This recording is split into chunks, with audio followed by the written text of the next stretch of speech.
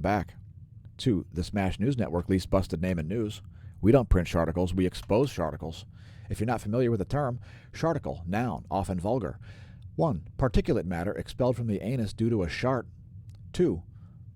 Shitty article, often propaganda. Usage.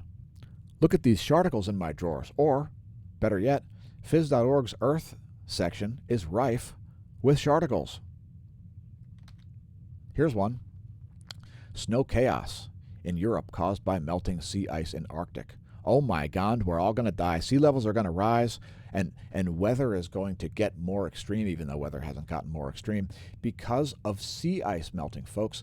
And who knows? Who knows how long it'll be until we don't see any snow anymore. Oh my God, the planet is so hot that it's cold. And yeah, I read this article. I refrained from losing an IQ point by doing so. Notice how they're talking about long-term trends from 1979, which is the coldest period in modern history. Oh, it's the beast from the east from 2018. Oh my God. Let's talk about some actual data. Now, I've noticed certain YouTube channels seem to not know what the hell they're talking about when it comes to Earth's rotation speed.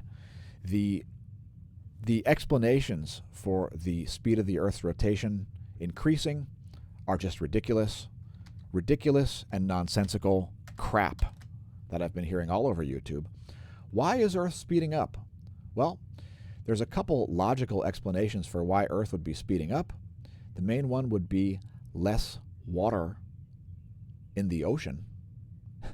In other words, if you have more snow and ice deposited toward the Earth's poles, you would have a faster spinning Earth. Also, if the ocean got colder, the Earth would spin faster because warmer water has greater volume than colder water.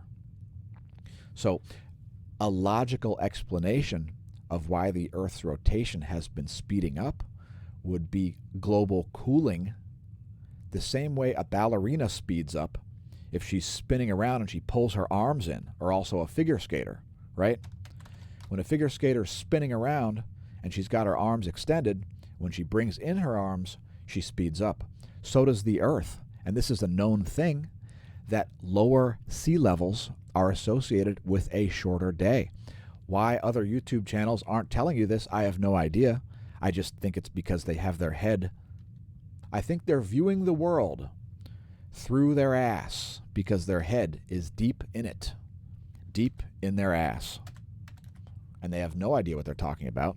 They make millions of dollars per year by just shoveling a bunch of nonsense onto your screen. Here's some non-nonsense. The sea ice thickness in the Arctic as of April 13th. So here's the historic chart here, and you can see that we did see pretty low levels last year of sea ice volume in terms of, this is the thickness, folks.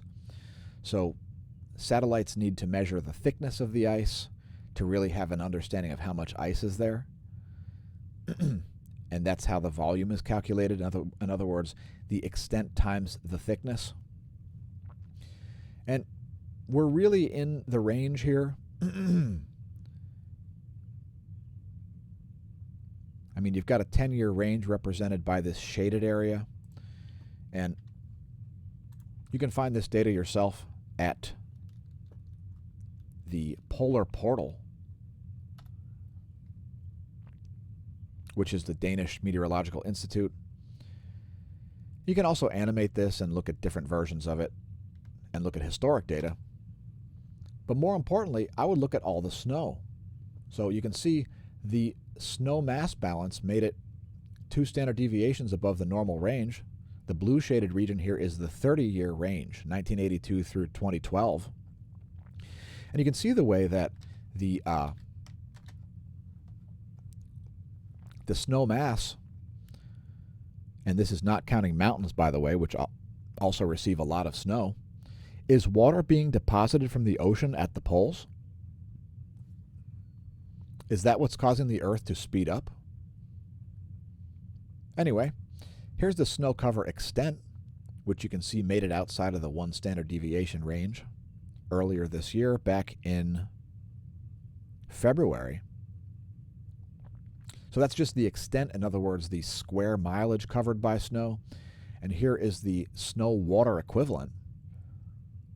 And you can see this is well outside the 1 standard deviation, an indication that a lot of water is not at the equator. The Earth has an equatorial bulge, folks. And the Earth's equatorial bulge slows down the Earth's rotation. In other words, if sea levels rise, the days get longer. If sea levels drop, the days get shorter. Water is very massive, and again, the equatorial bulge shrinks when water gets deposited as snow and ice at the poles, which causes the Earth's day to speed up.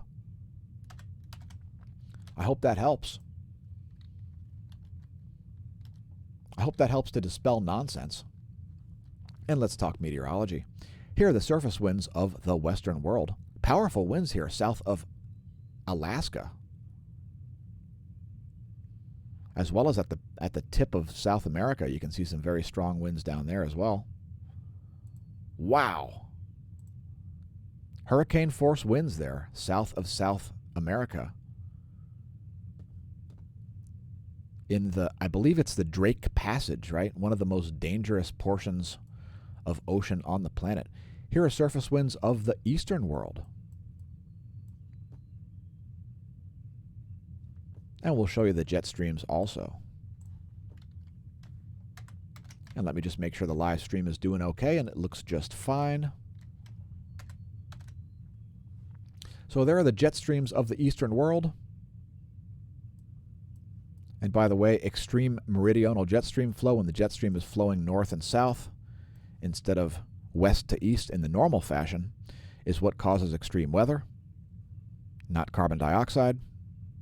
The idea that it is carbon dioxide causing extreme weather is absolutely idiotic. Similarly idiotic to the concept that carbon dioxide drives the climate. Here are pressure cells, according to windy.com, and we're going to advance this into tomorrow. Here's the GFS forecast for pressure at tomorrow, noon Eastern Daylight Time. And if you're wondering where we're located, SMASH staff and I are located right about there in Lehigh Valley, Pennsylvania. We've got more meteorology.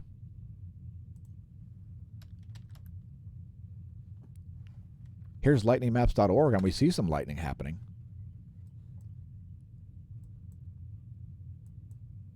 Shreveport, there's thunder rolling in Shreveport.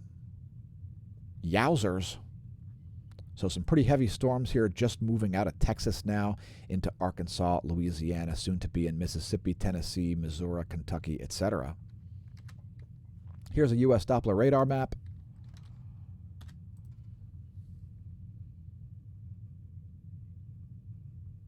Snow continues to fall in the southern Rockies, as well as Utah, Nevada, Montana, Minnesota, and Wisconsin.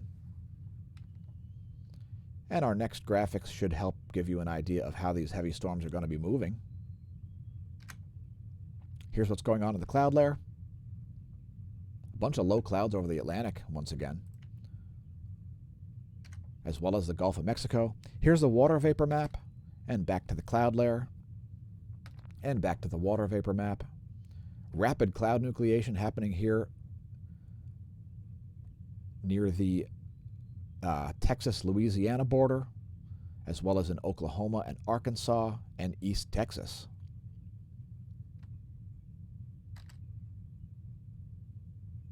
And this low pressure system is stagnating here around Lake Superior. You can see that counterclockwise rotation surrounded by a band of dry mass of air.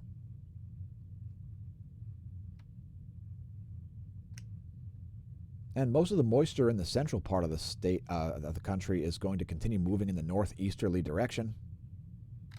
Again, there's the cloud layer, and there's the water vapor. And that's today's meteorology segment. And we'll have to say goodbye to Twitch once again. Goodbye, Twitch.